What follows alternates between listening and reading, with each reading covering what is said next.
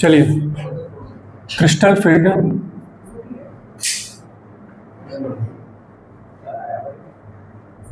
Stabilization,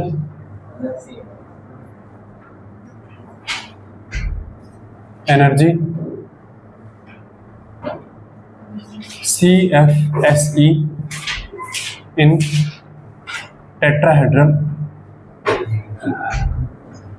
tetrahedral complex, है ना। Tetrahedral complex again definition same वही है।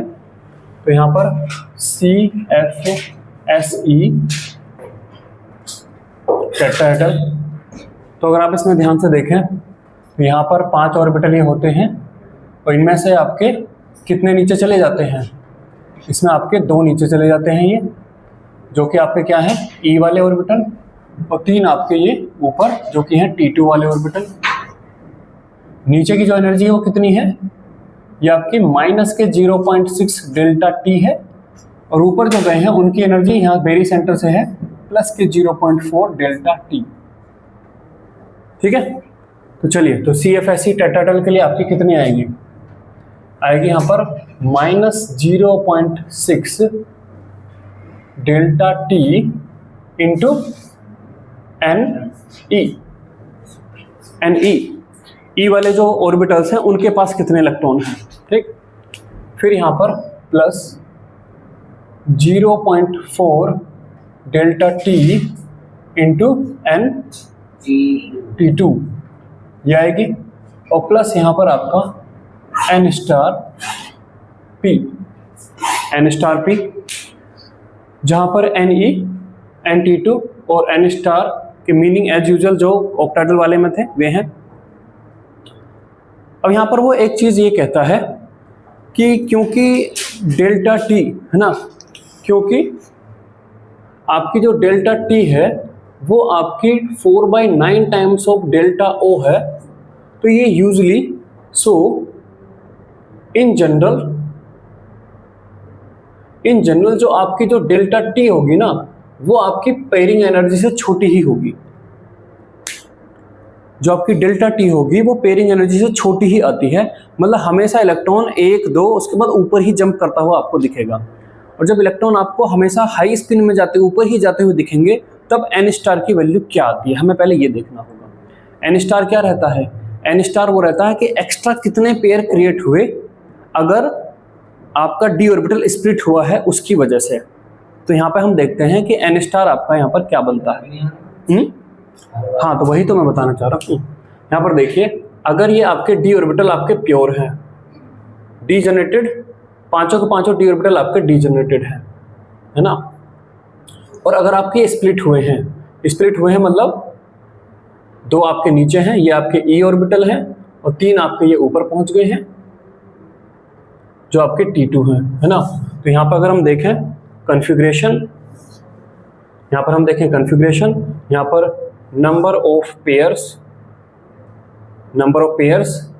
यहाँ पर हम देखें नंबर ऑफ पेयर्स, और यहाँ पर हम लिखेंगे N स्टार की वैल्यू। अगर कॉन्फ़िगरेशन हम देखें यहाँ पर D4 देखें तो आपका क्या आएगा? 1 2 3 और 4 कितने पेयर बने? 0 पेयर यहाँ पर इसने क्रिएट किए। अगर मैं यहाँ पे बात करता हूँ तो 1 2, और क्योंकि यूजुअली डेल्टा T P से कम है तो हमेशा इलेक्ट्रॉन को ऊपर जंप कराएगा, तो 3 और 4 कितने पेयर बने? 0 पेयर बने। तो यहाँ पर N स्टार की वैल्यू आती है कितने एक्स्ट्रा पेयर क्रिएट हुए, तो इसकी वैल्यू 0। D5 पर देखिए, D5 पर 1 2 3 4 5 कितने पेयर बने? 0। और यहाँ पर 1 2 3 4 5 कितने पेयर बने? N स्टार की वैल्यू 0। D6 के लिए देखिए, D6 पे आपके कितने आएंगे? 1 2 3 4 5 और 6 कितने पेयर बने? 1। और जब यहाँ पे करेंगे तो 1 2 3 4 5 और 1 कितने पेयर बने? N स्टार की वैल्यू। उसी तरीके से D7 करेंगे तो कितने पेयर बनेंगे? 2। यहाँ पर पेयर बनेंगे 2 और N स्टार की वैल्यू 0। तो यहाँ पर ये बोलता है क्योंकि इन एज यूजुअल टेट्राहेड्रल कॉम्प्लेक्स में टेट्राहेड्रल कॉम्प्लेक्स में डेल्टा ओ की 4/9 टाइम्स है, लगभग 44% है। तो ये जो डेल्टा टी है ये यूजुअली हमेशा पी से कम होती है। पी से कम होती है तो टेट्राहेड्रल कॉम्प्लेक्स में ये वाला जो फैक्टर है हमेशा 0 आता है ना। So as n star is in general 0, so CFSE tetrahedral आपकी क्या आती है, यही पार्ट बन जाती है जितना ये लिखा हो, माइनस के 0.6 delta T into NE plus के 0.4 डेल्टा टी इंटू NT2, ये वाला पार्ट हो जाता है 0। ठीक है, ये लिखिए।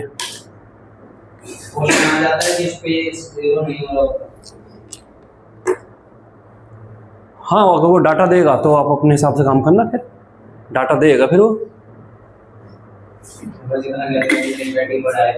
इन जनरल इस पर थ्योरेटिकल केस आता है, डाटा देके ऐसा क्वेश्चन मैंने देखा नहीं, पर डाटा वगैरह देके हम तो उनको समझने की कोशिश कर रहे हैं। क्वेश्चन थ्योरेटिकली आएगा कि क्या है इसकी CFSE, है ना।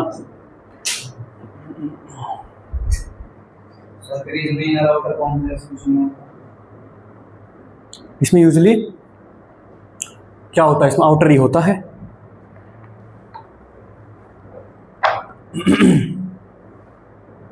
इसमें यूजुअली हाई स्पिन कॉम्प्लेक्स बनते हैं, ये हमें समझ में आ रहा है ना।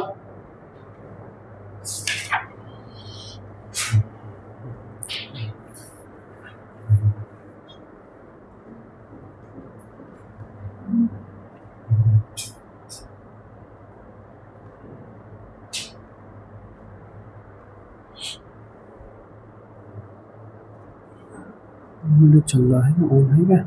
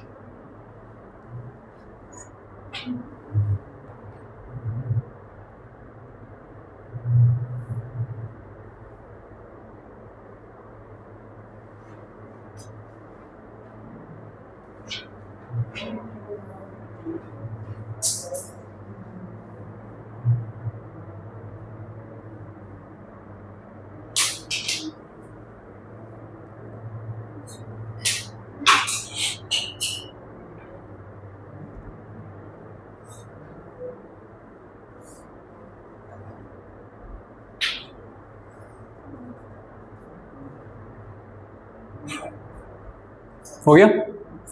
चलिए अब हम उस गुत्थी को सुलझाएंगे कि यूजुअली हम देखते हैं कि CFSE टेट्राहेड्रल की CFSE ऑक्टाहेड्रल से कम होगी, है ना।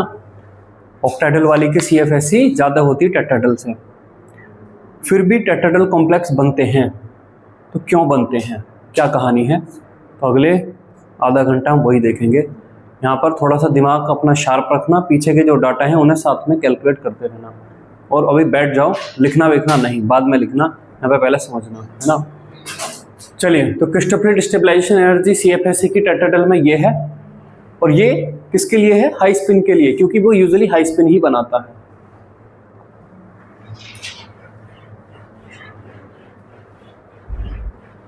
दैट मीन्स यहां से मैं इस बार बार जब ये 0 ही आएगा तो इसकी कोई जरूरत नहीं है, मैं इसको हटा देता हूं। लेफ्ट साइड में मैं लिख लेता हूं crystal stabilisation energy of octahedral complex. तो CFSE ऑक्टाहेड्रल कॉम्प्लेक्स की लिख लेता हूं। तो ये आपकी होती है माइनस के 0.4 डेल्टा O, और यहां पर N T2G है ना, NT2G, और फिर प्लस के 0.6 डेल्टा O इंटू NEG, ठीक है, और प्लस यहाँ पर आपकी होती है N स्टार P, ये आपका होती है।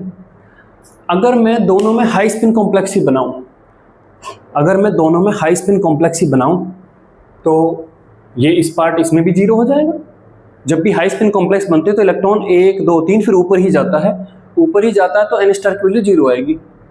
अभी इसलिए तो 0 आई क्योंकि जैसा डीजेनरेट ऑर्बिटल बिहेव कर रहा था ऐसे ही वो बिहेव कर रहा था, तो यहाँ पर ये आ जाएगी। तो हम दोनों में हाई स्पिन कॉम्प्लेक्स बनाते हैं। इसमें भी मैं बनाऊंगा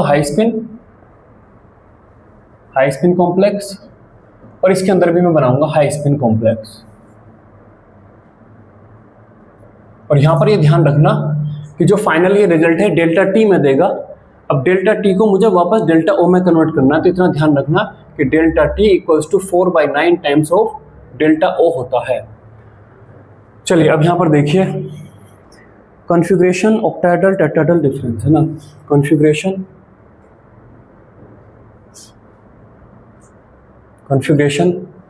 CFSE ऑक्टाहेड्रल के लिए कितनी आएगी, CFSE टेट्राहेड्रल के लिए कितनी आएगी, और इनका डिफरेंस कितना आता है, डिफरेंस आपका कितना आता है। चलिए, ये फॉर्मूला ध्यान देख पा रहे हैं, है ना। चलिए, D0 है, तो बताइए CFSE कितनी आएगी। What is the value of CFSE? D में कोई इलेक्ट्रॉन नहीं है, 0, ये, और डिफरेंस भी 0 है ना। चलिए, D1 में बताइए CFSE कितनी आएगी ऑक्टाहेड्रल की। D1 है तो पहले इलेक्ट्रॉन इसमें जाएगा ना, पहला इसमें जाएगा, ठीक। तो कितनी आई, -0.4 डेल्टा O, है ना। -0.4 डेल्टा O, मतलब मैं यहाँ पर साइन के साथ लिख लूँ या फिर ऐसे लिख लूँ, -0.4 डेल्टा O इतनी आई। ये कॉम्प्लेक्स कंपाउंड -0.4 डेल्टा O से स्टेबलाइज हुआ है, ठीक। चलिए, CFSE टेट्राहेड्रल बताइए कितनी आएगी, -0.6 डेल्टा T आएगी, और डेल्टा T की जगह में मैं ये रखूंगा, तो -0.6 into 4 divide by 9 into delta O, तो कितनी आ जाएगी, ये आ जाएगी 0.27, ये आ जाएगी माइनस के 0.27 डेल्टा O। कितना डिफरेंस आ रहा है इसका डिफरेंस आ रहा है ये, हाँ, 0.13 डेल्टा O। मतलब इतनी एनर्जी से ऑक्टाहेड्रल ज्यादा स्टेबल है। इतनी एनर्जी के साथ ऑक्टाहेड्रल कॉम्प्लेक्स अगर बनता है तो टेट्राहेड्रल से ज्यादा स्टेबल है। ये आ रहा ना, अरे हाँ ना बोलोगे, हाँ। अगला देखिए D2 में क्या आ जाएगा, अगला इलेक्ट्रॉन फिर यहीं आएगा, नीचे वाले में आएगा, नीचे 3 है ऊपर 2 है, तो अगला इलेक्ट्रॉन नीचे ही आएगा, तो क्या आ जाएगा, माइनस के 0.8 डेल्टा O, और इसमें भी 2 इलेक्ट्रॉन तो नीचे आ ही सकते हैं, तो ये कितना आ जाएगा, हाँ, तो ये 2.267 समथिंग आता है, 267, जिसको हमने 7 बना लिया था, तो इसका डबल करने पे ये -0.53 समथिंग आएगा। ये था -0.266 समथिंग, तो इसका इतना आएगा ये, ठीक है। तो डिफरेंस कितना आएगा, ऑक्टाहेड्रल है आपका -0.27 है ना, डेल्टा O से ऑक्टाहेड्रल ज्यादा स्टेबल है, ठीक। D3 देखिए, D3 में तीनों नीचे आ जाएंगे, तो माइनस के 1.2 आ जाएगा, -1.2 डेल्टा O। अब यहाँ पर नीचे 2 आएंगे, 2 नीचे आएंगे और 1 ऊपर चला जाएगा, तो 2 थी, ये वैल्यू 2 आएगी और एक वैल्यू 1 आएगी, तो कितना आएगा ये आपका आएगा, ये आपका आएगा माइनस के 0.36, ये आपका आएगा माइनस के 0.36, कन्वर्ट करने में इतना आ जाएगा फाइनली। और डिफरेंस आपका आ रहा है ऑक्टाहेड्रल स्टेबल है ज़्यादा, माइनस के 0.4 डेल्टा ओ से ऑक्टाहेड्रल ज़्यादा स्टेबल है। D4 पे आपका आता है ये माइनस के 0.6 डेल्टा ओ, और यहाँ पर कन्वर्ट करने के बाद ये आता है माइनस के 0.18 डेल्टा ओ, और डिफरेंस आपका आता है कि ऑक्टाहेड्रल आपका माइनस के 0.42 डेल्टा ओ से ज़्यादा स्टेबल है। D5 में फिर यही आ जाता है, 3 इसमें और 2 उसमें, तो सब मिला मिलो के 0, 2 इसमें 3 इसमें, सब मिला मिलो के 0, तो 0 0, D5 यहीं आ जाता है।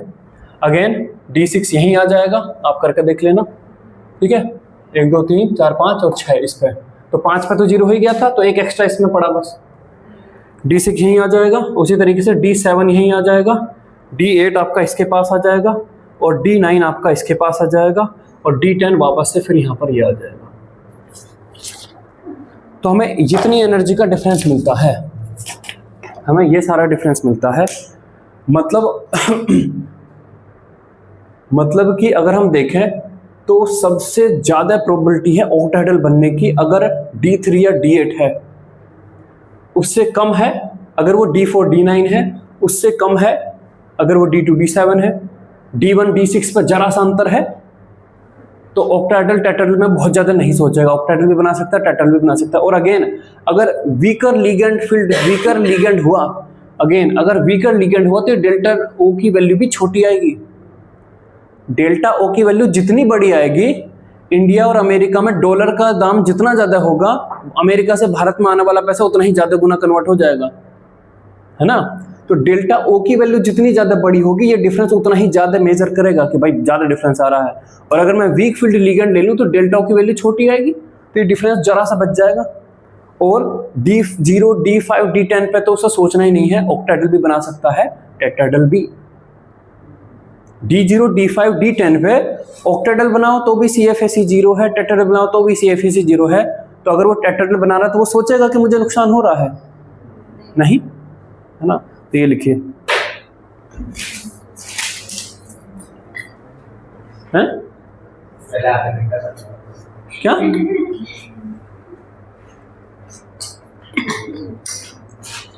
ये लिखिए,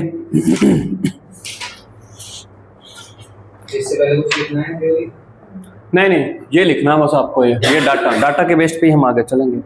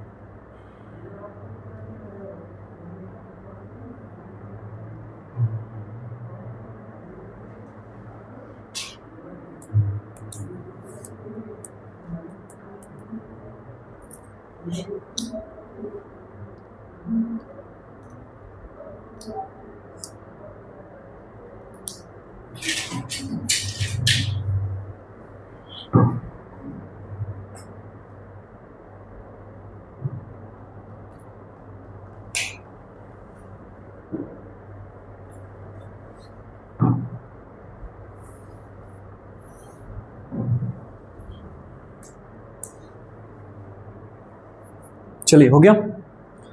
तो हम इस गुत्थी को सुलझा रहे थे कि जब यूजुअली ऑक्टाहेड्रल कॉम्प्लेक्स की CFSE ज़्यादा होती है, मतलब ऑक्टाहेड्रल कॉम्प्लेक्स ज़्यादा स्टेबल होते हैं, तो भी टेट्राहेड्रल कॉम्प्लेक्स क्यों बनते हैं।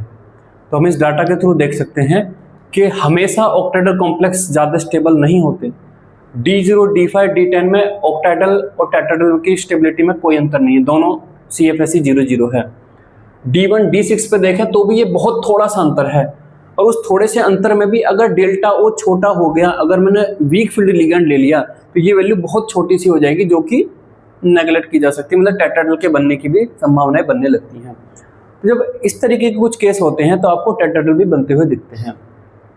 तो कुल मिलाकर ये 6 पॉइंट हैं जब आपके टेट्राहेड्रल बनते हुए दिखेंगे। तो अब हेडिंग डालिए, formation of tetrahedral complex is favoured, formation of tetrahedral complex is favoured, formation of tetrahedral complex is favored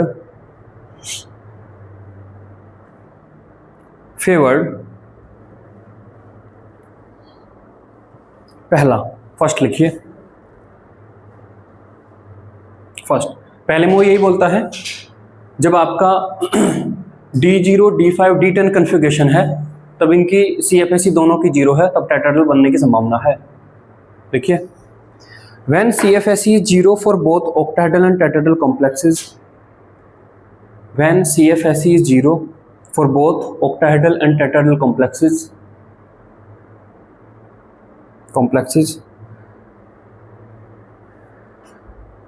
like for the configuration of D0, D5, configuration of D0, D5 and D10 of central metal ion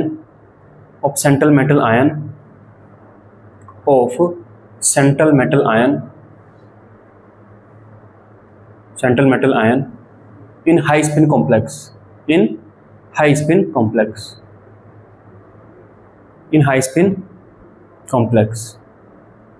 तो आपके tetrahedral बन जाएंगे, कोई समस्या नहीं है। अगला लिखिए,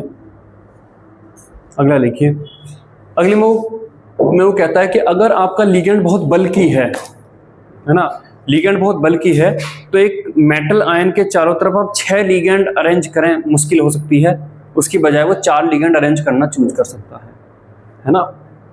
तो लिखिए, when the ligands are large and bulky, when the ligands are large and bulky, when the ligands are large and bulky,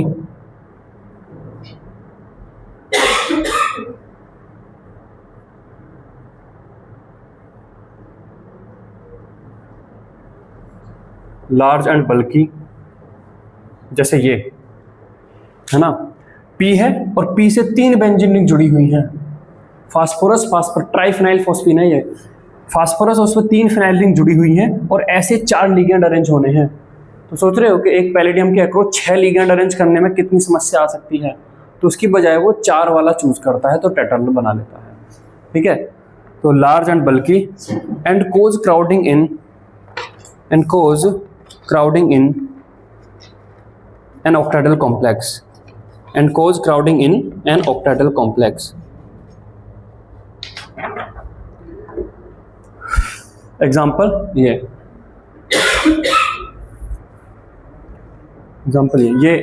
वाला ही ब्रैकेट है, ये गोल वाला मतलब ये स्मॉल वाला जो ब्रैकेट है ये है ना,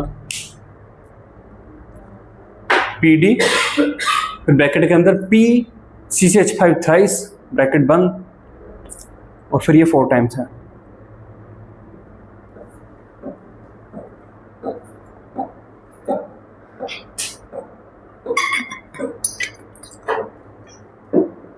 ठीक है, अगले में वो बोलता है कि मान लो कोई सामान है आपके घर के पास में मिल रहा है 105 रुपए का और घर से 3 किलोमीटर दूर मिल रहा है 100 रुपए का, तो आप 5 रुपए के चक्कर में इतनी दूर नहीं जाओगे, है ना, घर से ले लेते हैं। तो यहाँ पर वो कहता है अगर ये डेल्टा O की वैल्यू ही कम है, जैसे कि जब हम वीक फील्ड लिगेंड लाएंगे I- Cl-, जब यही कम है तो फिर ये डिफरेंस काफ़ी कम हो जाता है। तो वीक फील्ड लिगेंड की प्रेजेंस में भी टेट्राहेड्रल कॉम्प्लेक्स यूजुअली बन जाते हैं क्योंकि लॉस काफ़ी कम है ना। आपके घर के पास वो 105 का बन मिल रहा था, 4-5 रुपए का लॉस था, लेकिन आप पास नहीं बन रहे थे, मतलब चल जाएगा। ठीक, अगर वही 105 और वहाँ पे मिल रहा था 50 तो आप भाग के चले जाते हैं ना। तो लिखिए when the ligands are weak filled, when the ligands are weak filled,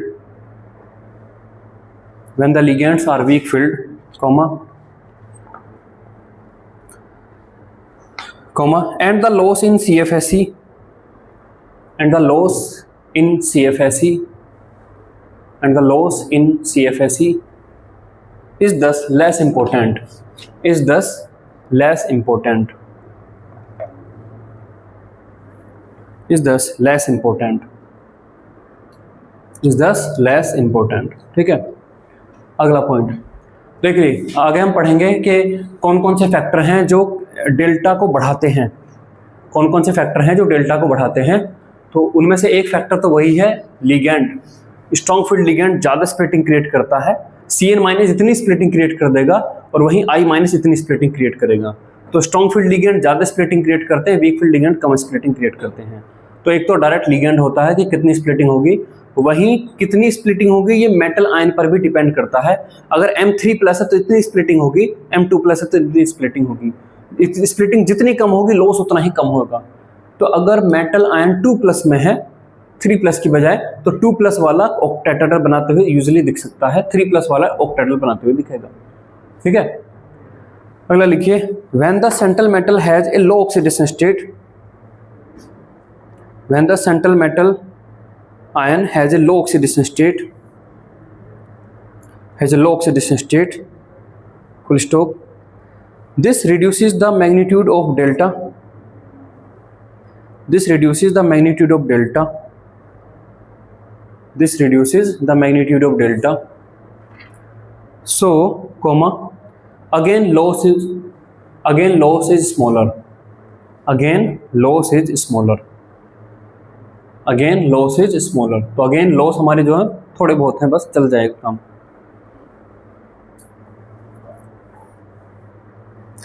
ठीक है, नेक्स्ट वो कहता है कि जब आप D1, D6, D2, D7 ये कन्फिग्रेशन पे हैं तो जो लॉसेज हैं बहुत ज़्यादा नहीं है, तो इन वाली कन्फिग्रेशन पे भी आपको टेट्राहेड्रल बनता हुआ दिख सकता है। लिखिए when the loss of CFSE is small, when the loss of CFSE is small, that is D1 and D6, that is D1 and D6, D1 and D6, where the loss in CFSE is, where the loss in CFSE is 0.13 delta O, where the loss in CFSE is 0.13 delta O, and sometimes D2 and D7, and sometimes D2 and D7, where the loss is 0.27 delta O.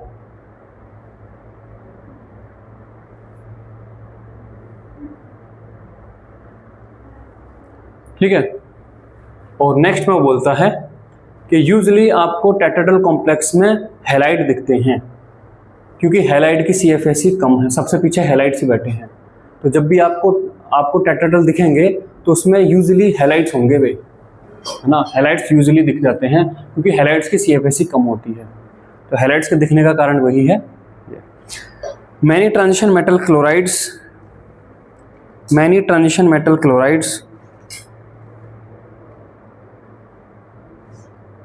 comma bromides and iodides form tetrahedral structures because they are weak filled ligand because they are weak filled ligand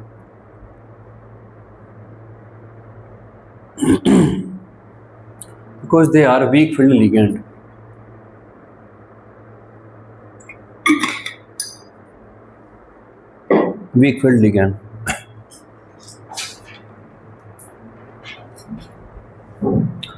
ठीक है। चलिए, तो tetrahedral की कहानी यहाँ पर ख़त्म होती है, कैसे बनता है और ऑक्टाहेड्रल के रेस्पेक्ट में भी क्यों बन जाता है, ये सब कहानी यहाँ पर सॉल्व होती है। अब अगला हमारा उसमें है ये square planar complex.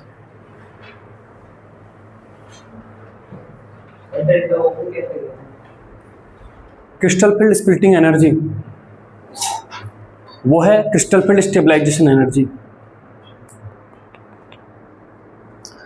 Crystal field splitting energy O है तो फॉर ऑक्टाहेड्रल कॉम्प्लेक्स और T है तो tetrahedral complex. Delta O crystal field splitting energy for octahedral complex, delta T crystal field splitting energy for tetrahedral complex. ठीक है, ये है।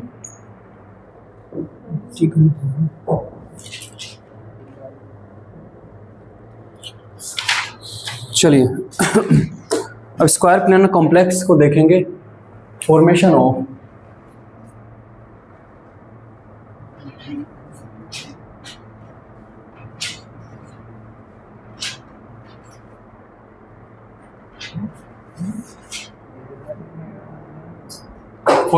Square planar complex. जिस तरीके से डिटेल स्टडी ऑक्टाहेड्रल कॉम्प्लेक्स और टेट्राहेड्रल कॉम्प्लेक्स की है, हम इतनी detail study tetrahedral square planar की नहीं करेंगे क्योंकि ये सिलेबस में नहीं है।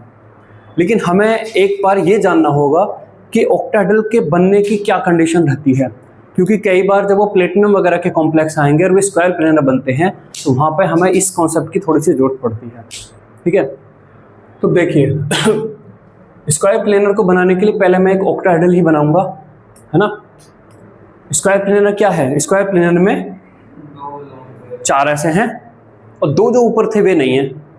तो ऑक्टाहेड्रल बना के अगर मैं ऊपर के 2 ऐसे हटा दूं, एक ऊपर नीचे का, तो स्क्वायर प्लेनर बन जाएगा।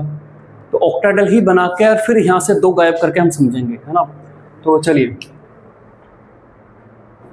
सर। हाँ सर, स्क्वायर प्लेनर आसानी से क्यों नहीं बनना तो चाहिए। अगर टेट्राहेड्रल में तो वो दोनों पे स्ट्रेन डाल रहा है, लेकिन स्क्वायर प्लेनर पे तो वो 2 ही ऑर्बिटल। अब जो पढ़ रहा है ये वाला, हाँ तो अभी इसीलिए तो पढ़ रहे हैं, तो पढ़ने दो आगे। तो देखिए यहाँ पे आपका मेटल आयन यहाँ पे बैठा होगा, ये आपकी एक्सिस होंगी, ये है ना। सेम ऐसे हम ऑक्टाहेड्रल बनाते हैं, है ना। ये आपकी एक्स एक्सिस होगी, ये आपकी माइनस एक्स एक्सिस होगी, ये आपकी वाई एक्सिस होगी, ये आपकी माइनस वाई एक्सिस होगी, है ना। ये आपकी माइनस वाई एक्सिस होगी, ये आपकी जेड एक्सिस होगी और ये आपकी माइनस जेड एक्सिस होगी। ये हमारी एक्सिस है ना। तो ये एक्स है, ये आपकी माइनस एक्स है, ये आपकी वाई है, ये आपकी माइनस वाई है, ये आपकी जेड है और ये आपकी माइनस जेड है। चलिए, तो जब हम ऑक्टाहेड्रल बनाते हैं तो हम यहाँ पर क्या करेंगे, हम यहाँ पर थोड़ा सा हम यहाँ पर क्या करेंगे, लिगेंड बैठा देता हूँ मैं, है ना।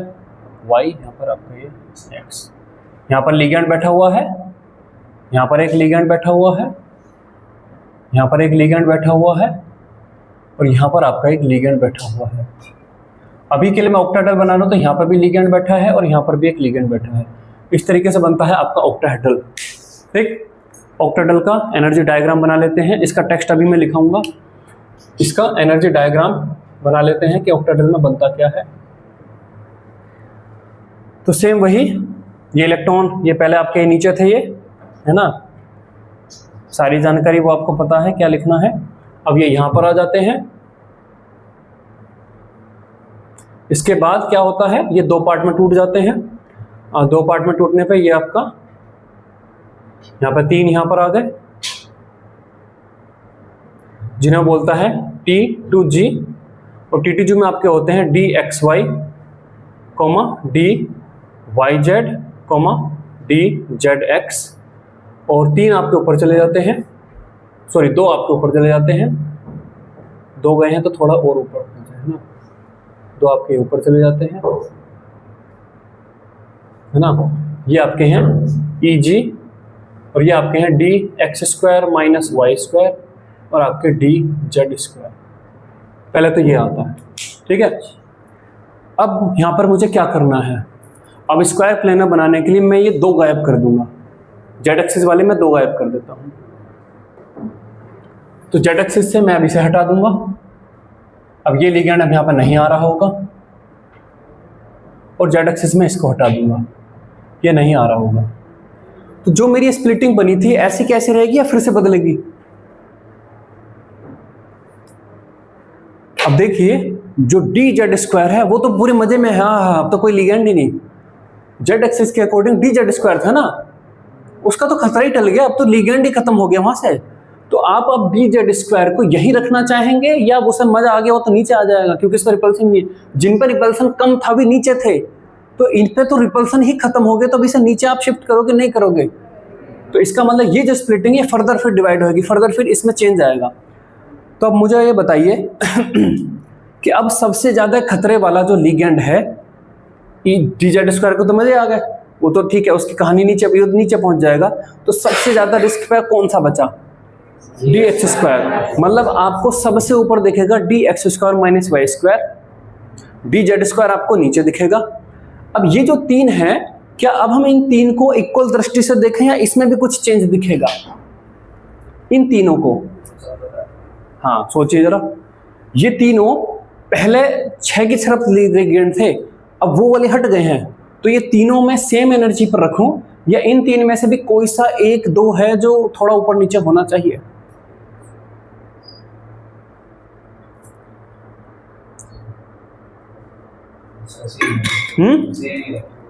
सेम। देखिए जो DXY होगा उसकी लोब्स एक्सिस के बीच में होंगी, तो ठीक है डायरेक्ट कोइंसाइड नहीं कर रहा, लेकिन ये चारों लिगेंड उस DXY को परेशान कर रहे होंगे। वहीं अगर DYZ देखो, अगर ZX देखो तो उसके लोब्स तो ऐसे जा रहे होंगे, ऐसे, है ना, तो ये लिगेंड उसे ऐसे परेशान नहीं कर रहे हैं?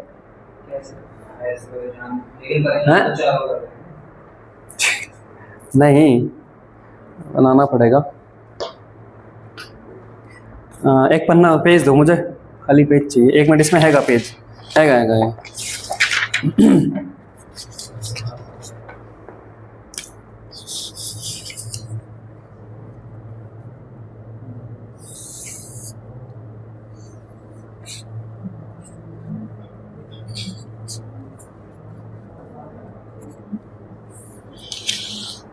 ये आपके XY एक्सिस मैंने बनाए हैं इस प्लेन में, और उसके परपेंडिकुलर है Z ये।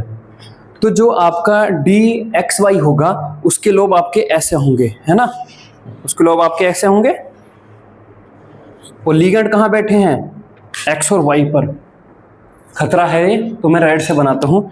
यहाँ पर बैठा आपका लिगेंड, है ना, लिगेंड यहाँ पर बैठा है, ये परेशान कर रहेगा। लिगेंड बैठा है, लिगेंड बैठा है, लिगेंड बैठा है। तो ये DXY को ठीक है डायरेक्ट कोइंसाइड नहीं कर रहा, लेकिन है तो उसी प्लेन में ना, है तो उसी प्लेन में, तो परेशान थोड़ा सा कर रहा होगा ना। और वहीं अगर आप देखो DYZ को, ये आपकी Z एक्सिस है, और DYZ की लोब कहां पर होगी? ऐसे आराम से, ऐसे, कोई खतरा नहीं इसको। DYZ को इमेजिन करो ना, DYZ कहां होगा? DYZ की लोब तो इस प्लेन से ऊपर उठी हुई होगी, ये ऐसे है ना, ये अगर ऐसे है तो ये तो ऐसे होगी, ऐसी DXZ की भी ऐसे होगी। हाँ खतरा है, लेकिन DXY के जितना खतरा है या मतलब या कम है, कम है, तो इसका मतलब सबसे कम खतरा है डी वाई जेड और डी जेड एक्स को, है ना। उनसे ज्यादा खतरा है डी एक्स वाई को है ना, और डी जेड स्क्वायर को खतरा नहीं है ना। लेकिन डी जेड स्क्वायर की रिंग एक्स वाई प्लेन में आती है, रिंग भी तो है ना उसके पास, डी जेड स्क्वायर के पास एक रिंग भी तो है, तो रिंग तो एक्स वाई प्लेन में है, तो रिंग तो ऐसे है ना, तो रिंग की वजह से वो थोड़ा सा रिपल, रिंग की वजह से वो बहुत पूरा पूरा सेफ नहीं है, ऐसे नहीं कि सबसे नीचे जाएगा, वो रिंग की वजह से उसमें रिपल्सन है। तो अब यहां पर होता क्या है, सबसे कम खतरे में कौन से हैं, डी वाई जेड और डी जेड एक्स, तो सबसे नीचे तो आपके आएंगे ये, ठीक है भैया, समझ में आया नहीं आया।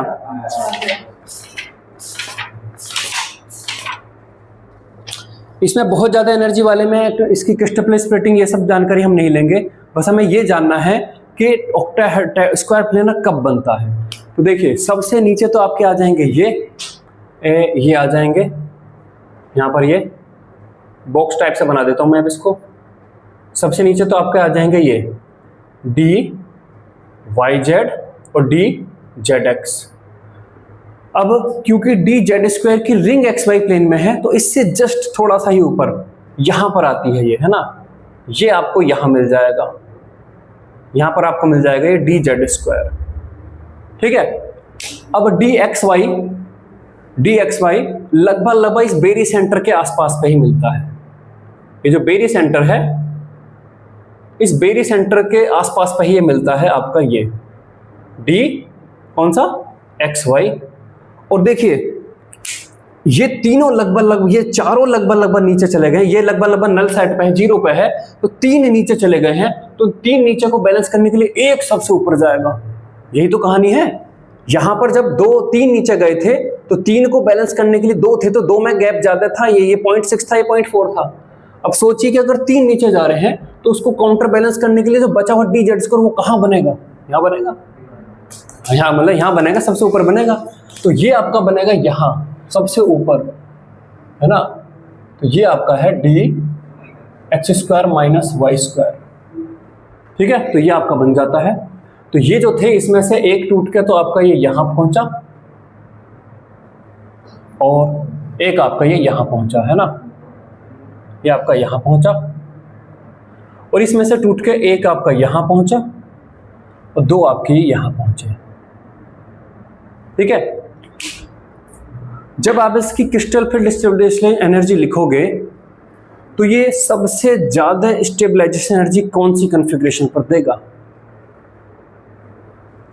देखिए इनमें काफी कम गैप है, पहला इलेक्ट्रॉन यहां आएगा, दूसरा यहां आएगा, इनमें जरा सा गैप है तो तीसरा इलेक्ट्रॉन यहां आ जाएगा, इनमें भी ज्यादा गैप नहीं तो चौथा यहां आ जाएगा, है ना, पहला दूसरा तीसरा चौथा, क्योंकि इनमें ज्यादा गैप नहीं है ना। पांचवा यहां नहीं जाएगा, पांचवा छठा सातवां आठवां, तो जब तक आपके पास 8 इलेक्ट्रॉन तक होते सब स्टेबलाइजेशन दे रहे हैं, सब के सब स्टेबलाइजेशन दे रहे हैं, उसके बाद यहां पर डीस्टेबलाइजेशन का केस है ना, ठीक।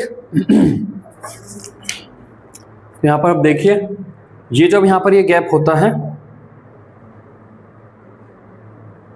ये जो यहां पर गैप होता है इसको बोलता है delta SP star. Delta SP किसको बोलता है, वो बोलता है इसको, ये जो पूरा डिफरेंस है इसको बोलता है वो डेल्टा एसपी।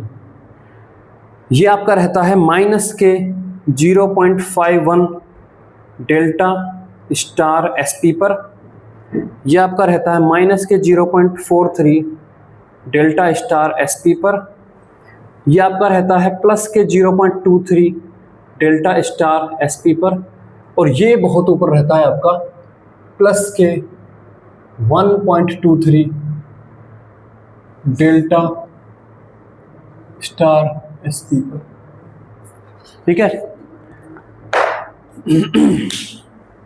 तो यहां पर हमें यह समझना है कि स्क्वायर प्लेनर आपका कब बनता है।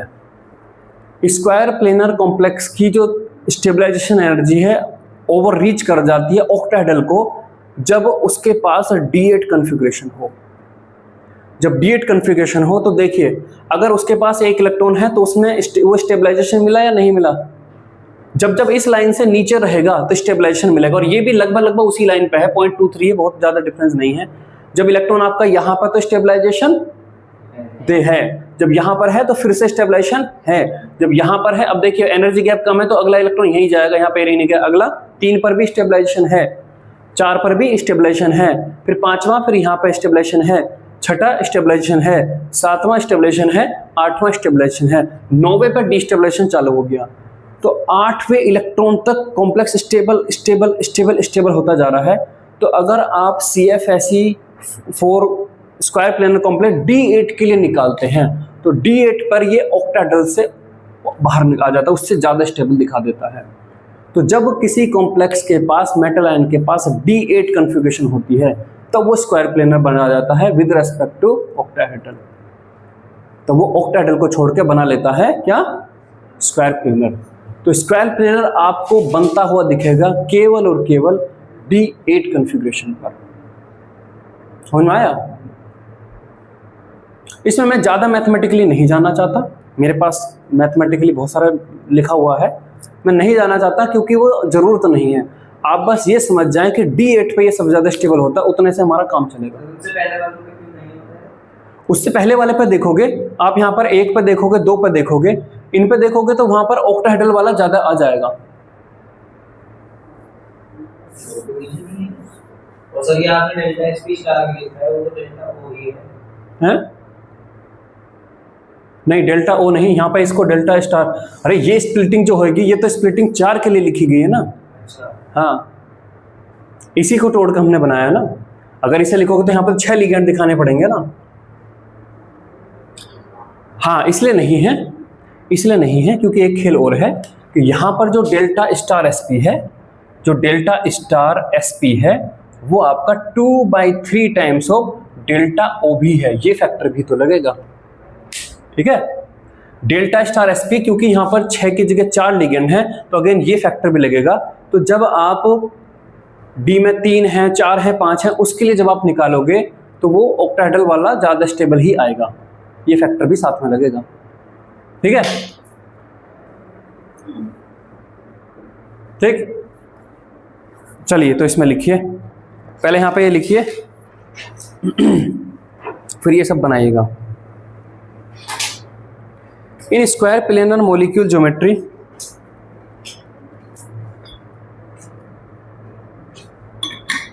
In square planar molecular geometry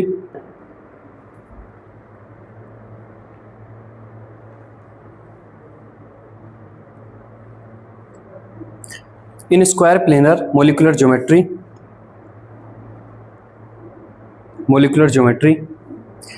a central metal atom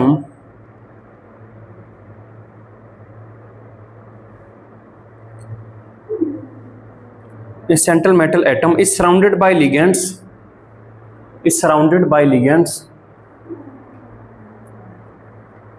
comma which form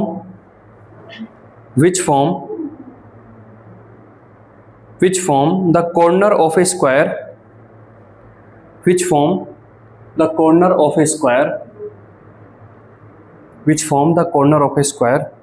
on the same plane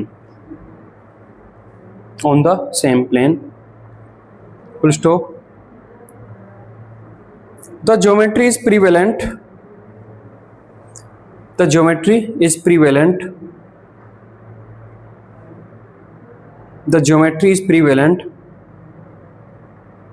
for transition metal complexes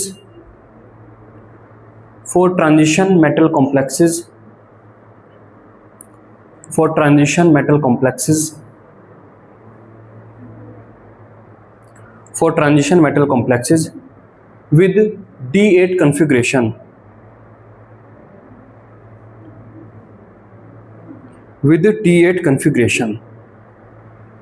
Please stop. As CFSE SP, नीचे सब्सक्रिप्ट में SP square planar, as CFSE SP is about at max is about at max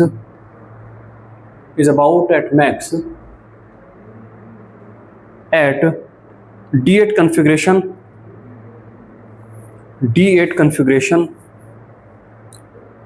So this includes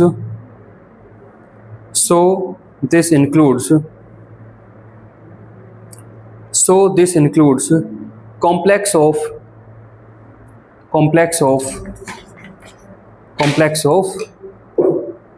nickel 2, है ना, nickel 2 मतलब 2 plus oxidation state में D8 हो जाएगा, nickel 2,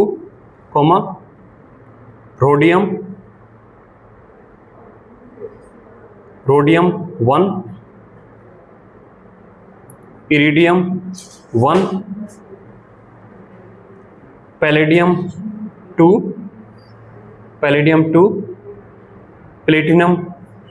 platinum 2 and Au3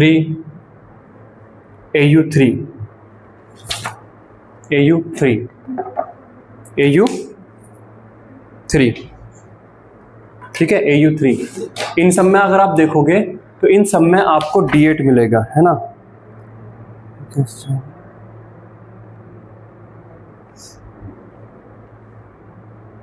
ठीक है, इन सब में आपको क्या मिलेगा, D8 मिलेगा। नेक्स्ट लाइन में इसी में आगे लिखिए,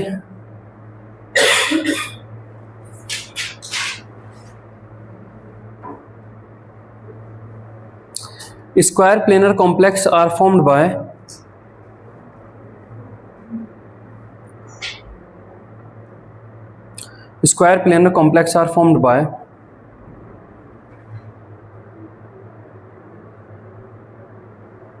देखिए यहां पर वो कहता है कि D8 कन्फिग्रेशन पे CFSE sp ज्यादा हो जाती है CFSE ऑक्टाहेड्रल से, है ना।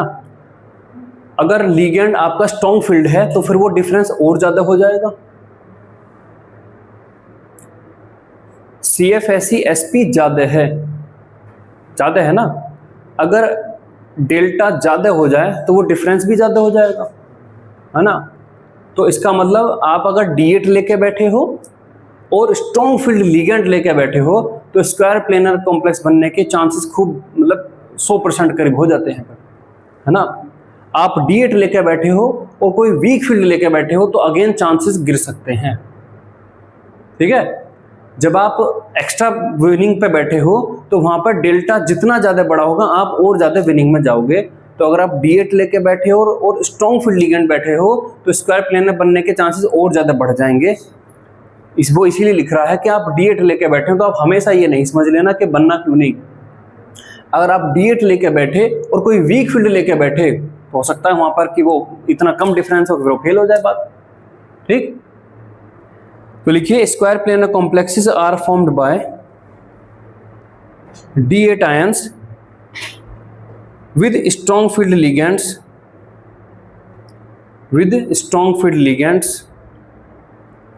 for example NiCN4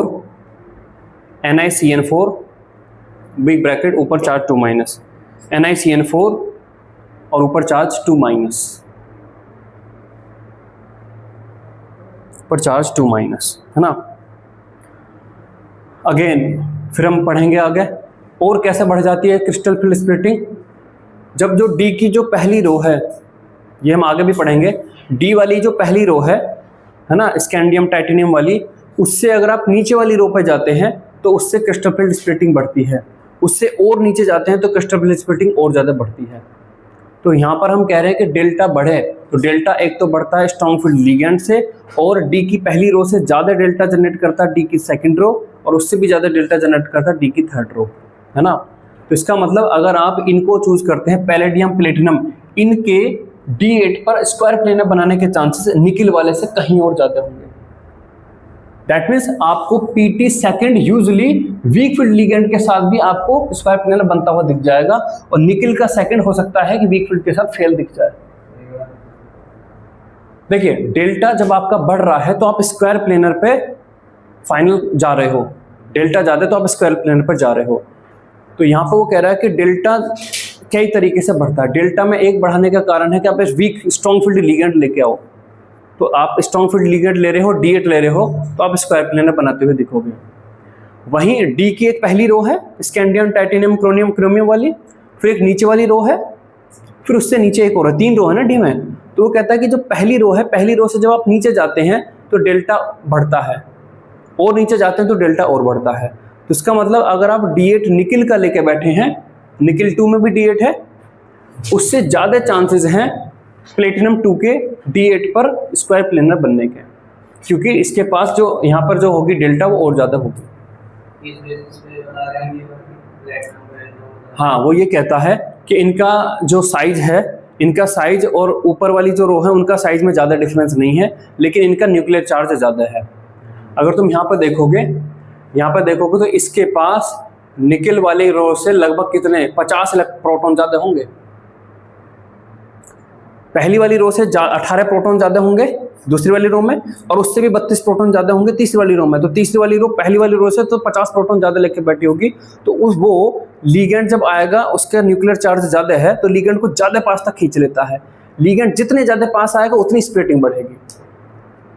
ligand infinite पे बैठा रहे तो कोई स्प्लिटिंग नहीं, लिगेंड पास आ रहा है स्प्लिटिंग होगी। लिगेंड सेंट्रल मेटल के जितने ज़्यादा पास बैठेगा ऑर्बिटल्स में स्प्लिटिंग उतनी ज़्यादा होगी। ये हम आगे पॉइंट्स पढ़ेंगे कि क्रिस्टल स्प्लिटिंग किस पर डिपेंड करती है, हम फिर से इस पर आएंगे।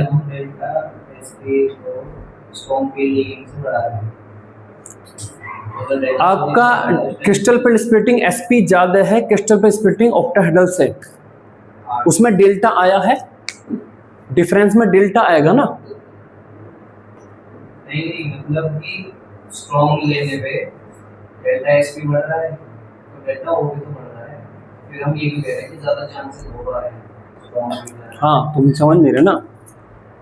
5 ये CFSE SP minus CFSP SE octahedral, मान लो ये है 5x ये है 4x, तो आपका आंसर आया x।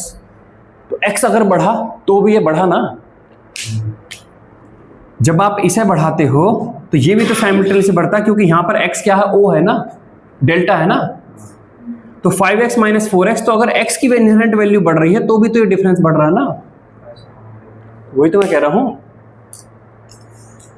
तो सर यानी कि स्ट्रॉन्ग की जो लिगेंड की वो गेम से बढ़ाने के वो दोनों भी इक्वली लागू होते हैं। हाँ, लिगेंड अगर आएगा तो जब डेल्टा O बढ़ेगा तो डेल्टा SP भी बढ़ेगा, लेकिन हम तो उसके डिफरेंस को कैलकुलेट कर रहे हैं डेल्टा में ना, तो डेल्टा जितना ज़्यादा होगा आपका ये डिफरेंस उतना ही ज़्यादा आएगा। तो हम उस पर कह रहे हैं कि जितना ज़्यादा डिफरेंस होगा उतना ही स्क्वायर प्लेनर के बनने के चांसेस बढ़ जाएंगे।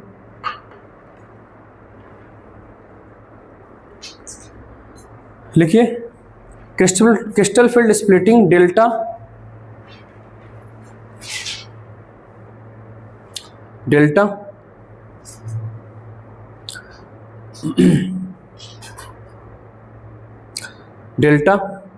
again increases for second and third row transition elements.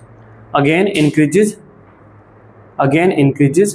for second and third row transition elements.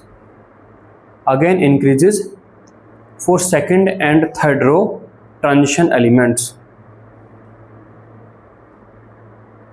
Full stop.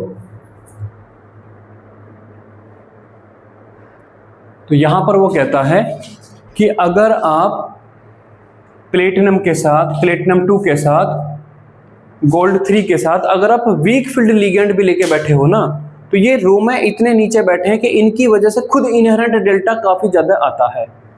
तो अगर आप इनके साथ वीक फील्ड लिगेंड जैसे कि हैलाइड वगैरह भी लेके बैठे हो तो भी ये स्क्वायर प्लेनर आपको बनाते हुए दिख जाएंगे। अगर आपने निकिल के साथ अगर आपने हैलाइड लिए होते तो हो सकता है D8 पर वो आपको स्क्वायर प्लेनर बनाते हुए ना दिखे, क्योंकि निकिल की खुद की स्प्लिटिंग ज़्यादा नहीं थी और आपने वीक फील्ड ले लिया, तो फिर D8 पर जो डिफरेंस था वो जरा मरा सा ज़्यादा आ रहा है, तो सारी चीज़ें फेल हो गई। ठीक है, तो यहाँ पर लिखिए, so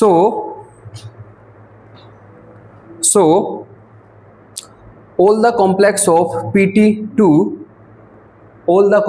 PT2 and AU3 So all the complex of Pt2 and Au3 having D8 are square planar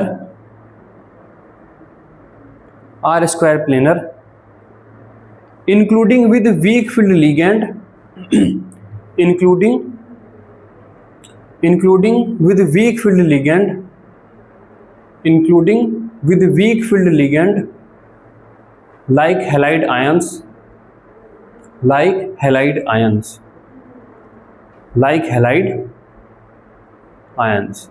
ठीक है, फुल स्टॉप। तो ये कहानी है स्क्वायर प्लेनर की। तो प्लेटिनम 2 दिखे या गोल्ड 3 दिखे तो आंख बंद करके आपको स्क्वायर प्लेनर के बारे में ही सोचना है, ठीक। अगर निकिल 2 दिखे तो आप थोड़ा सा मतलब कि थोड़ा सा रुकिए, ठहरिए, देखिए। क्लोराइड वगैरह है तो वहां पे स्क्वायर प्लेनर की जल्दी नहीं करिए, साइनाइड वगैरह तो स्क्वायर प्लेनर बनाइए। ये कहानी सारी लिख लीजिए।